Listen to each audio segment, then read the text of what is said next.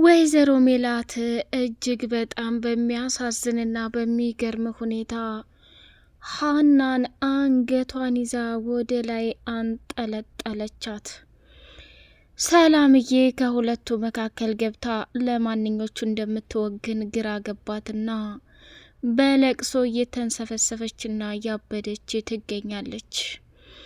ኢዩኤል ከሚባለው በላይ በወይዘሮ ሜላት ጭካኔና እንዲሁም ደግሞ ሀና ላይ በፈጸመችው ግፍና መከራ እጅጉን በጣም እየተገረመ ይገኛል። ወይዘሮ ሜላት በክብሯ ምንም አይነት ድርድር የላትምና ሉሊት የምትባል አደገኛ ሴት ስትፈታተናት ቢሮ ሄዳ አንገቷን ንቅ አደረገቻትና ስሚ አንቺ ወራዳ፣ ዛሬ ቀንና ጊዜ ጥሎኝ እዚህ ካንቺ ጋር ብውል እኩያትሽ አይደለሁም። በእኔ ክብር ላይ ደግሞ እንድትረማመጂ አልፈልግም። ክብሬን ከሚነኩብኝ ይልቅ ጦሜን ባድርና በችግር መከራዬን ባይ ምንም መስሎ አይታየኝ። ግን ተራ ሴቶች እየተነሱ ሲጫወቱብኝ በፍጹም በክብሬ የምደራደር ሰው አይደለሁም ብላ ቀወጠችው። ምናሴ ወይዘሮ ሜላት እንግዲህ የተፈጠረውን ነገር በሙሉ ስትነግረው እማዬ ሀና ይሄን ነገር በፍጹም ልታደርግ አትችልም። ምናልባት ተሳስተሽና ልክ ያልሆነ ነገር አይተሽና ሰምተሽ ሊሆን ይችላል እያለ መናገር ጀመረ።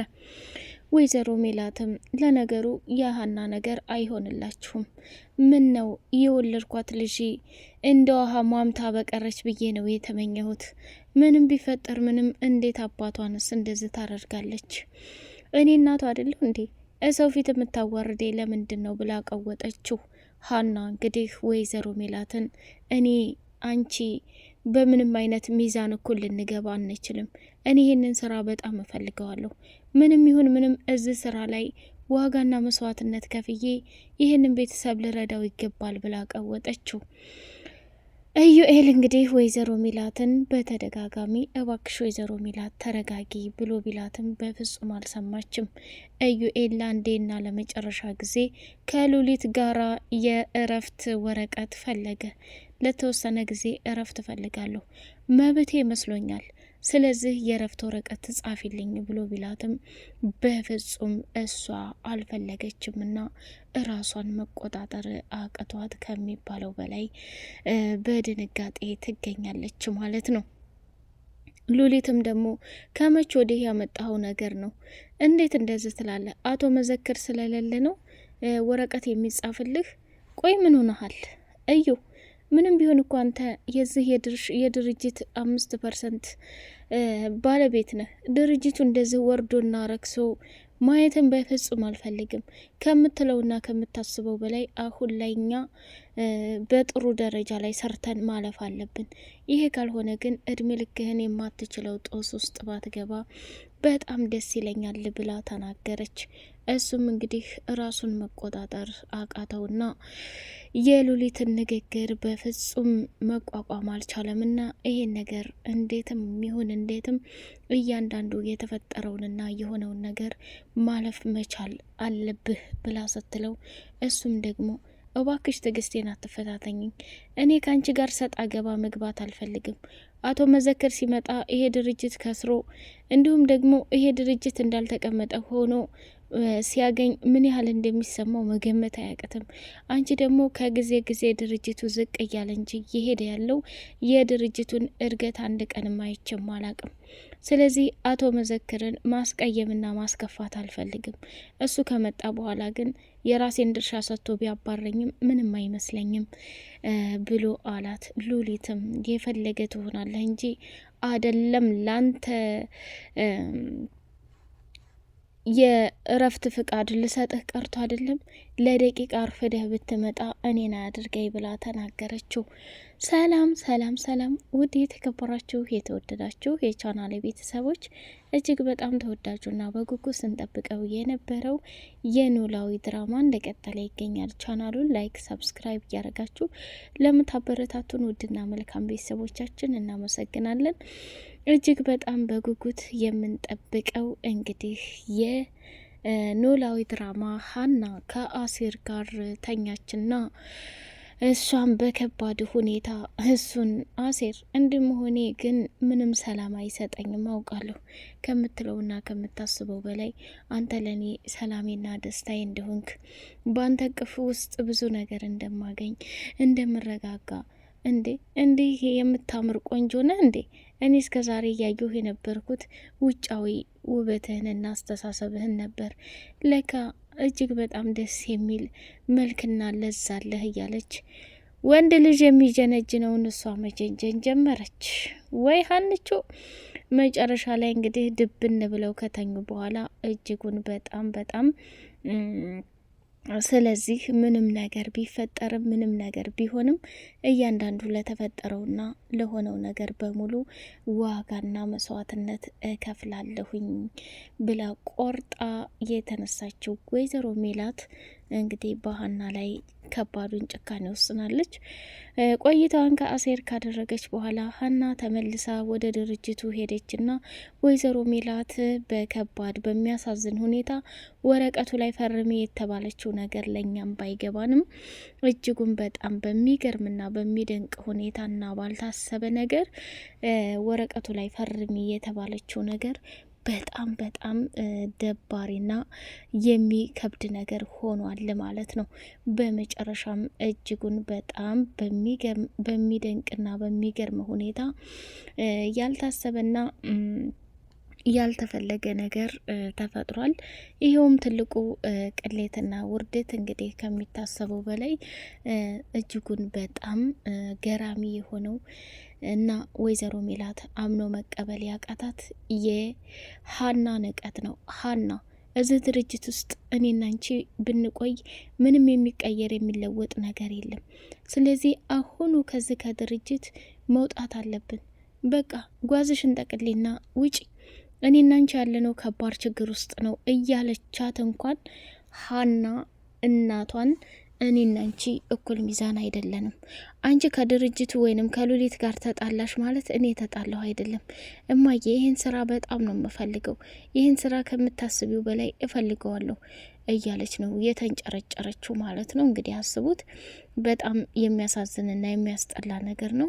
ሉሊት በተደጋጋሚ ይሄን ነገር ወይዘሮ ሜላት ብትፈታተናትም እሷ ግን በእንደዛ አይነት መልኩ ማድረግ በፍጹም የለባትም ነበር። ተሳስታለች። ይህን ነገር እንደሚያስከፋትና እንደሚያስቆጣት ከእናቷ ጎን ሆና እሺ ብላ መውጣት ሲገባት እዛ እነሱ ፊት ስታዋርዳትና ስታቀላት በጣም ደንግጣለች። ተመልሳ ሀና ወደ ሉሊት ጋር ሄደችና ቆይ ችግሩ ከማን ነው? ካንቺ ነው ከእናቴ? እኔ አሁን በጣም ግራ ገብቶኛል ከምትይውና ከምታስቢው በላይ። ለምን መሰለሽ እየተፈጠረ ያለው ነገር ልክ ነው፣ ትክክል ነው፣ አይደለም ነው የሚለውን ነገር ግራ አታጋቢኝ ሉሊት። እዚህ ስራ እኔ እኮ ፈልጌና ወድጄ ቢመጣም አንቺ ከምታስቢውና ከምትዩ በላይ ራስ ወዳደ አትሁኝ። ምክንያቱም እኔ እየተፈጠረ ያለውን ነገር በማየና ባንቺ ጉዳይ ያለውን እዛው ለመፍታት ሞክሩ። ቆይ ምን አድርገሻት ነው?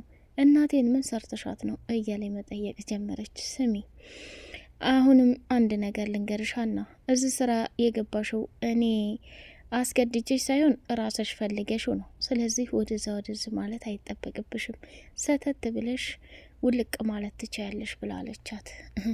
ሀናም በጣም ተናደደችና ጣውላውን ባለ ኃይሏ መታችና ከዛ ቦታ ላይ ወጣች።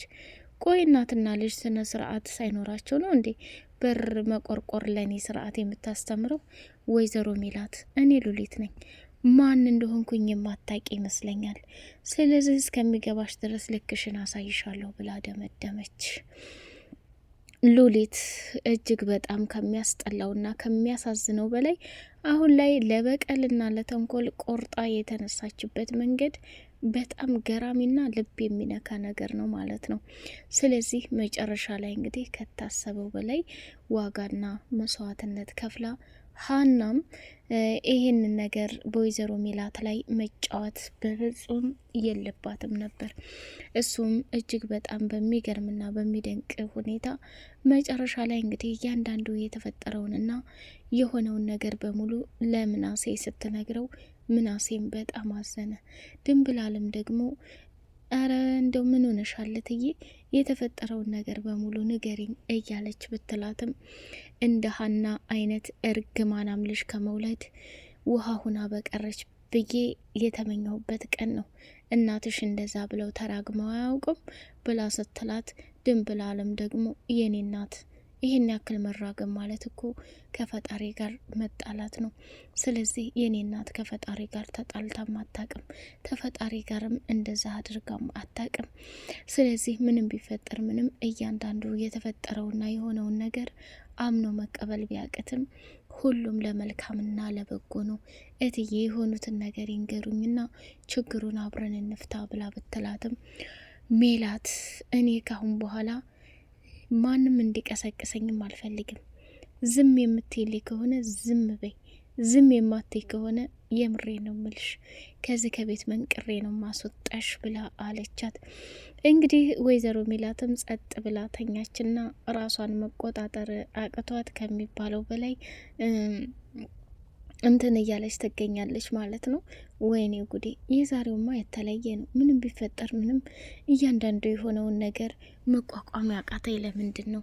ወይኔ ጉዴ ብላ ሜላትን በጸጸትም መካከል ስትሆን ሀና ያደረገችው ነገር በጣም አስቀያሚና ከባድ ነገር ስለሆነ ወይዘሮ ሜላት በጣም አበሳጭቷታል ማለት ነው።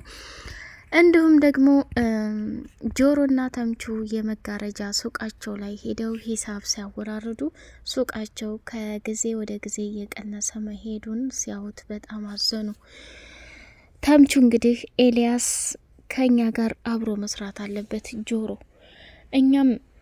እኛ አንድ የማናቅ ደደቦች እኛ ሱቅ ላይ መጥቶ ሲቀጠር ሊከብድ ይችላል። ይህን ሳላስበው ቀርቻ አይደለም።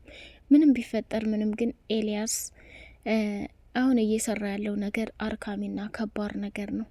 ከኛ ጋር አብሮ ይስራ፣ ከኛ ጋር አብሮ ይጠነክራል እያለ ተወያዩና ኤልያስንም ሲያማክሩት እኔ አሁን ላይ በከባድ ሁኔታ ይሄን ነገር ማድረግ ይከብደኛል ላስብበት አለና ኤልያስም መስራት እንዳለበት ከነሱ ጋር የተሻለ ስራ መሆኑን ከተረዳ በኋላ እሺ ብሎ ተመልሶ ሂዶ ጠየቃቸው።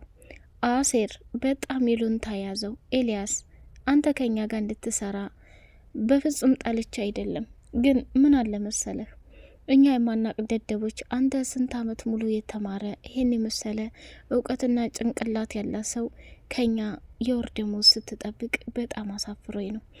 እንዴ ምን ሆነሃል ጆሮ? አሴር ፍላጎቱ ከሌለህ ችግር የለውም። እኔ ግን ከምታስበውና ከምትለው በላይ ብዙ ዋጋና መስዋዕትነትን የከፈልኩት ለራሴ ብቻና ብቻ ስል ነው። ስለዚህ እያንዳንዱ የተፈጠረውንና የሆነውን ነገር መቋቋም ቢያቅተኝም ከእናንተ ጋር አብሬ ለመስራት ዝግጁ ነኝ ብሎ ነው የተናገረው ማለት ነው። እንግዲህ እጅጉን በጣም በሚገርም ሁኔታ ኤልያስ ከነ እንትና ጋራ መስራቱ በጣም አስደስቶታል ማለት ነው። በመጨረሻም እንግዲህ ጆሮ ሀና ወደዛ ቦታ ላይ ብትመጣ ኤልያስን እንግዲህ አብሮ ሊጥለው ነው ወይ የሚለው በጣም አጓጊ ነው። ሀና ደግሞ መስከር እፈልጋለሁኝ ወይን ካልጋበዝከኝ እያለች ስትለው እሱም በፍጹም መስከር የለብሽም፣ ምንም ይፈጠር ምንም እያንዳንዱ የተፈጠሩትን ነገሮች በመነጋገር መፍታት ይሻላል እያለ ቢላትም እሷ በፍጹም ካልጠጣው ብላ ስትል ከዛ ቦታ አንጠልጥሎ ይዟት ወጥቷል ማለት ነው። ውድ የተከበራችሁ የተወደዳችሁ የቻናል ቤተሰቦች እጅግ በጣም ተወዳጁና በጉጉት ስንጠብቀው የነበረው ኖላዊ ድራማ ይሄንን ይመስላል። ቻናሉን ላይክ፣ ሰብስክራይብ እያደረጋችሁ በቀጣይ ፓርቲ የወይዘሮ ሜላት ሀብትና ንብረት እንደሚመለስ ተስፋለን።